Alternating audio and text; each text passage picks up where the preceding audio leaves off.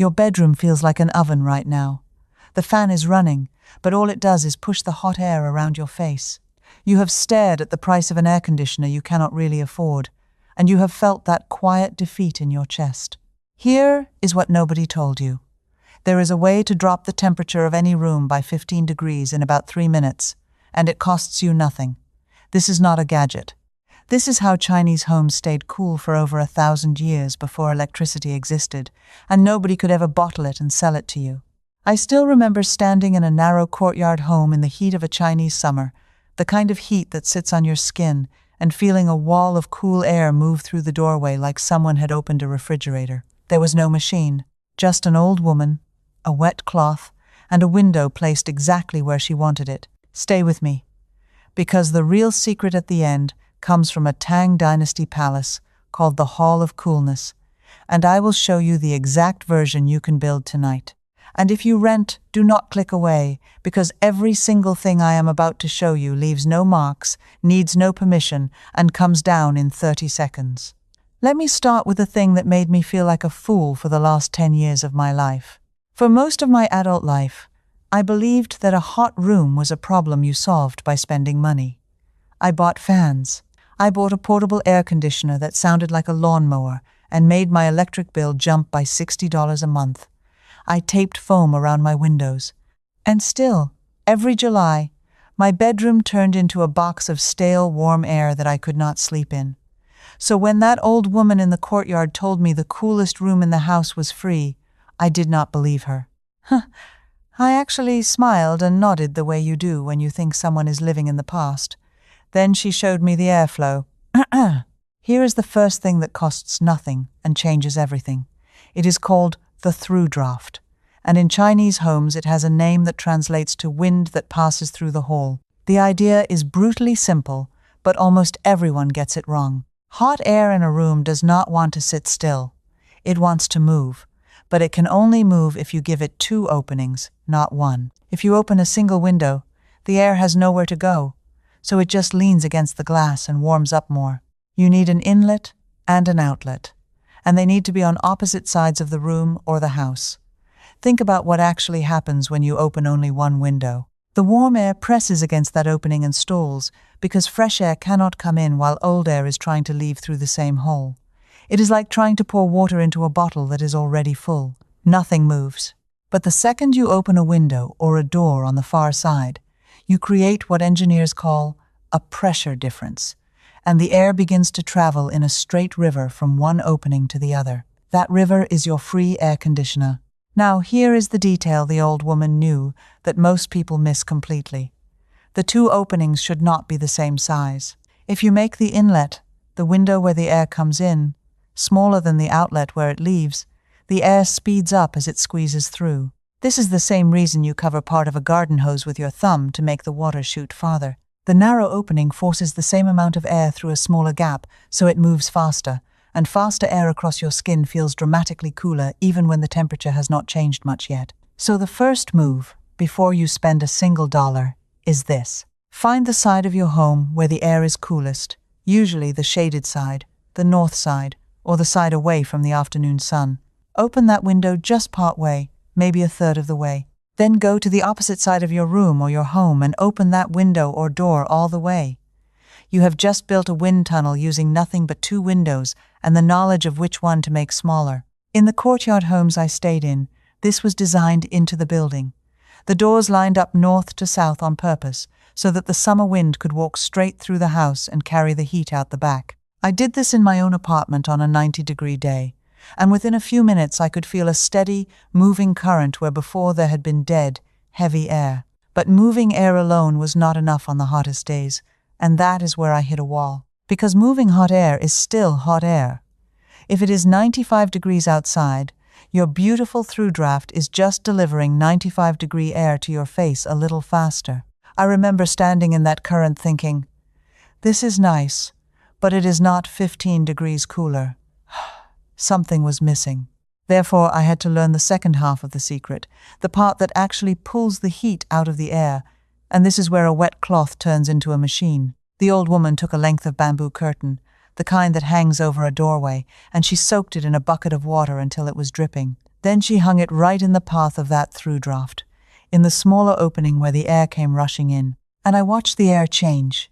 The current that came through the far side of the room was noticeably, undeniably cooler than the air outside. Not a little, a lot. It felt like the difference between standing in the sun and standing in a cave. What she was using, without ever calling it by a scientific name, is evaporative cooling. And once you understand why it works, you will never look at a hot room the same way again. Water does not just disappear when it dries. To turn from a liquid into a vapor, water has to absorb an enormous amount of heat energy, and it steals that energy from the air around it. The number here is genuinely shocking. To evaporate just 1 kilogram of water, roughly a quart, the water pulls about 2,260 kilojoules of heat out of the surrounding air. That is more energy than you would use to heat that same water from ice cold to boiling. All of that heat gets ripped out of the air, passing through your wet curtain, and the air comes out the other side colder. This is not a trick of feeling. It is measurable. In dry heat, a simple wet cloth in a breeze can drop the temperature of the air passing through it by 15 to 20 degrees Fahrenheit. The drier the air, the bigger the drop, because dry air is thirsty and evaporates water fast. Even in moderately humid air, you will feel a real, honest drop of several degrees, plus the wind chill effect of the moving current on your skin. This is the whole reason the human body sweats. Your skin is the wet cloth, and the breeze evaporating that sweat is what keeps you alive in the heat. The old woman simply built a giant sweating surface and put it in the doorway. So here is how you do it tonight, for free. Take a bedsheet, a large towel, or a thin blanket. Soak it in cold water and wring it out so it is wet but not pouring onto the floor. Hang it across the window where your cool air comes in, the smaller opening in your through draft. A tension rod, a curtain rod, or even a couple of nails or hooks will hold it. As the through draft pushes air through that wet fabric, the water evaporates, pulls the heat out, and delivers cool air into your room. If you want to feel it work in 3 minutes, hang the wet sheet directly in front of a running fan.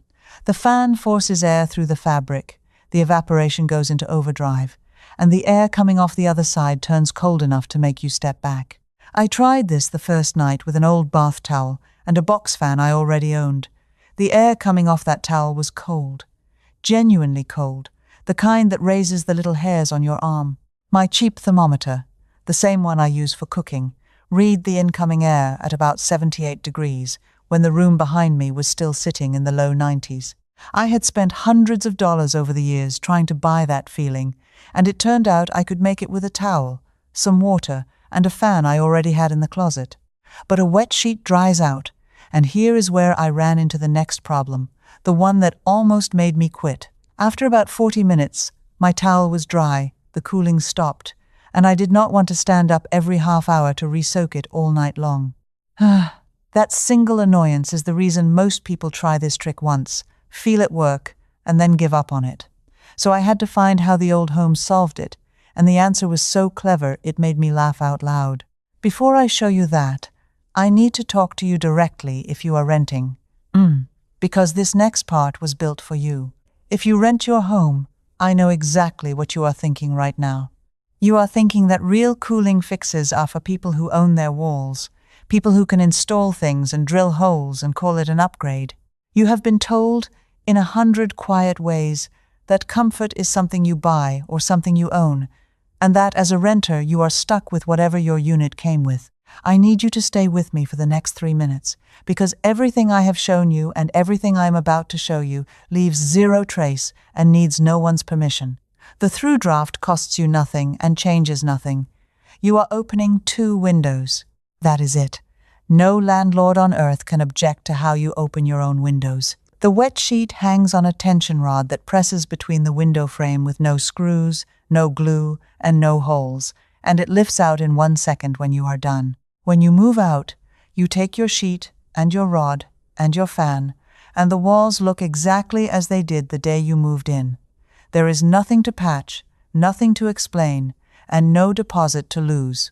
And here is the version made specifically for a rented room with 1 bad window and no cross breeze. If you only have windows on 1 wall, you can still fake a through draft. Put 1 fan in the window facing outward, blowing hot air out of the room, and place it high, because hot air rises. Then hang your wet sheet in a doorway or across the room, and let a second fan, or the natural pull from the exhausting fan, draw fresh air across it. You are manually creating the inlet and outlet that a courtyard house had built into its bones. I have done this in a single-window bedroom, and it worked well enough that I turned my noisy portable unit off and never turned it back on that summer. And if you want to go even deeper into this kind of thinking, the kind that saves you real money by reaching back into knowledge that actually works, I wrote a book called House Fixes that goes through dozens of these forgotten solutions for the home, room by room. There is a companion volume called Deep Fixes for the problems that keep coming back, and House Fixed for when you want the whole picture from start to finish. You can find all three linked in the description below. Now, back to building that wind tunnel, because the direction you choose for your inlet window makes all the difference. One more thing for renters, and this one is almost invisible. Take a spray bottle, the kind you would use for plants. Fill it with cold water, and mist the bottom half of a window screen where your inlet air comes in. Every drop of that mist evaporates as the breeze passes through the screen and cools the incoming air, and it costs you $1 for the bottle. When it dries, you spray again. No fixtures, no permission, no evidence you were ever there. You are turning the window screen itself into that old bamboo curtain. So renters, you are not locked out of this. You were never locked out of this. The people who stayed cool for 1,000 years did not own central air. They owned a bucket, a cloth, and the knowledge. And now you own the knowledge too. Now, back to the problem that almost beat me. The wet sheet dries out, and re-soaking it every 40 minutes is a chore nobody keeps up. Therefore, I went looking for how the old homes kept the cooling going all night without anyone standing guard over a bucket, and the fix turned out to be a piece of clay. In many traditional Chinese and other old Asian households, people cooled water and cooled rooms using unglazed clay pots. Not fancy ceramic, not the shiny glazed kind, but rough, porous, unfinished terracotta. If you have ever touched an unglazed clay pot full of water on a hot day, you may have noticed the outside feels damp and cool, even though no water is leaking. That is not a flaw. That is the entire point. Unglazed clay is full of microscopic pores, and water slowly seeps through those pores to the outer surface, where it evaporates into the air and pulls heat out of everything it touches, including the water still inside the pot and the air around it. This is the same evaporative cooling as the wet sheet, but with a built-in water tank that feeds itself slowly for hours. In parts of the world with brutal dry heat, people still store drinking water in these pots and keep it 10 to 15 degrees cooler than the room, with no electricity at all. The genius move for cooling a room is to place a wide, shallow, unglazed clay dish or pot of water directly in your through draft, in front of your inlet window or your fan. The moving air races across the huge damp surface of the clay. Evaporation runs continuously for hours because the clay keeps wicking water up from inside, and you get a steady stream of cooled air without re-soaking anything every half hour. An unglazed terracotta pot or saucer, the plain kind from any garden section, costs about $2 to $4. Fill it, set it in the airflow, and it works for hours on one filling. Put 2 of them in the path of the breeze, and the effect stacks. I set a wide clay plant saucer of water in front of my box fan next to the damp sheet, and the difference was that I stopped babysitting the whole system. I filled everything once in the evening and slept through the night in air that felt like a different season. Now I want to stop and ask you the question that started to bother me around this point, because once it got into my head, I could not let it go. If this works, if a $2 clay dish and a wet sheet can pull real heat out of a room, why has no one ever told you this? You have seen 1,000 advertisements for cooling machines. You have never once seen an ad that says, soak a towel and open 2 windows. And the reason is not that this trick is weak. The reason is that this trick cannot be sold. Here is the uncomfortable truth I came to understand. A wet sheet, a clay pot, and a smart window are worth nothing to anyone selling comfort. There is no monthly bill in a bucket of water. There is no brand name you can stamp on a through draft. There is no warranty, no replacement filter, no accessory, no upgrade. The knowledge that kept entire civilizations cool for centuries was quietly allowed to fade, not because it stopped working, but because it stopped being profitable the moment there was a machine you could plug in and pay for forever. The trick did not lose to the air conditioner because the air conditioner was better. It lost because the air conditioner came with a price tag, and this did not. And that is exactly why it survived only in the places where people could not afford to forget it. In old courtyard homes, in village houses, in the memory of grandmothers who cooled a room for a sleeping child with a damp cloth and an open door, this knowledge stayed alive by being used, not by being sold. The old woman in that courtyard was not showing me a quaint custom. She was handing me something that had been deliberately left behind by a world that only values what it can put in a box. But there is one more layer, and this is the one I promised you at the very beginning, the version that goes beyond a wet towel in a doorway. Because 1,000 years before anyone had a bucket and a sheet, the emperors of China had already turned this exact science into a room that could freeze you in the middle of summer. And what they built tells you exactly how far this humble trick can go. In the Tang dynasty, more than 1,000 years ago, there was a palace hall built specifically to defeat the summer heat. It was called the Hall of Coolness. Written records from the time describe how it worked, and when you read them, you realize the emperors were using the same evaporative cooling you now have in your bedroom, just at an enormous scale. They built water-powered wheels that lifted water from a stream up onto the roof of the hall, so that a constant sheet of water ran down over the eaves like an artificial waterfall surrounding the entire building. They ran cool water through the hall and used the same wheels to drive fans that blew air across the water and across cold surfaces, sending a chilled breeze through the rooms. An official who visited the Hall of Coolness described the cold inside as so intense it was almost unbearable that he was shivering in the height of a Chinese summer. Think about that. No electricity, no refrigerant, just moving water, evaporation, and moving air, engineered so well that a man needed to leave because he was too cold in July. Every principle in that imperial hall is a principle you can now use. The falling sheet of water on the roof is your wet sheet in the window. The water wheel driving air across the cold surface is your fan blowing through the damp fabric. The whole palace was one enormous version of a wet cloth in a breeze. So here is the finale, the full version, the one that gets you as close to that Hall of Coolness as a normal person can get for just a few dollars tonight. You are going to combine every layer into one system. First, freeze water. Take 2 or 3 plastic bottles, the large kind. Fill them about 4/5 full so the ice has room to expand, and freeze them solid. This costs you nothing but the water and the freezer you already own. Second, set up your through draft, the small inlet on the cool side, the large outlet on the far side, so the air has a clear river to travel. Third, hang your wet sheet across the inlet, and place your unglazed clay dish of water in the airflow so the evaporation runs for hours on its own. Now here is the piece that turns it from cool into shockingly cold, the direct descendant of that palace waterfall. Place your frozen bottles directly in front of the fan, between the fan and the wet sheet. The fan pushes air first across the ice, which drops its temperature hard, then through the wet fabric, where evaporation drops it again, and out into your room as a genuinely cold current. The frozen bottles are your water wheel and your cold surface. The wet sheet is your falling water. The through draft is the shape of the whole palace. As the ice melts, that meltwater is clean and cold, so you pour it right back over your sheet to keep it soaked, and nothing is wasted.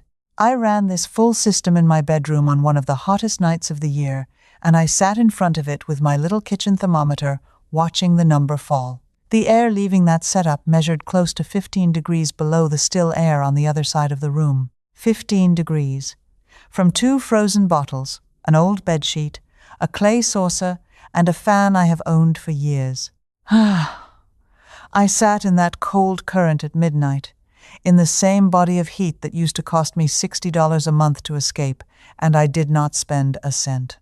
And I thought about the old woman in the courtyard, and the emperor's hall 1,000 years before her, and how the whole chain of that knowledge had almost ended with a generation that was taught to buy its comfort instead of make it.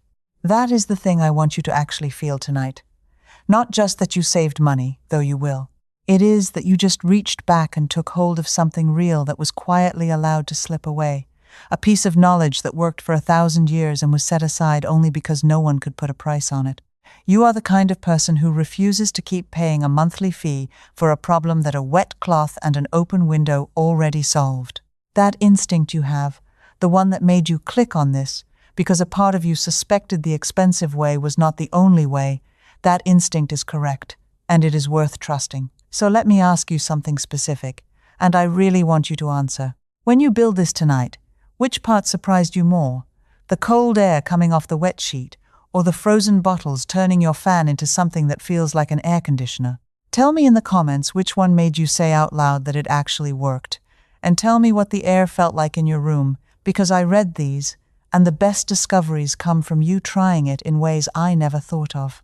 And if you have an old cooling trick from your own family, a grandmother's trick, a village trick, put it down there too, because that is exactly how this knowledge stays alive. If any of this made you feel that quiet click of getting something back, then come with me, because this channel is where we dig up the cheap, honest fixes that got buried simply because nobody could sell them to you. There is a whole world of them, hand-me-down knowledge that never made it onto a product label. Next time, I am going to show you the traditional Chinese way to keep a room warm in winter using a single clay object and the heat you are already throwing away. The same backwards logic that turned a wet towel into an air conditioner, flipped for the cold months. It costs almost nothing, and once you see it, you will wonder how you ever paid to stay warm. Come find out with me, because the people who refuse to keep overpaying are the ones who end up living the most comfortable, and the trick is always simpler and older than they want you to believe. Before you go, one last thing. This video gave you the overview, but inside the old home wisdom, I continue the full Hall of Coolness build, room by room, just for members. When you get stuck, you can ask me your own question, and a real person, me, answers you myself. You won't be doing this alone. Just point your phone's camera at the code on the screen, and you can cancel any time, no risk. If this helped keep your home cooler, do stay with me and subscribe. I have plenty more simple, low-cost ideas like this waiting for you right here on the channel.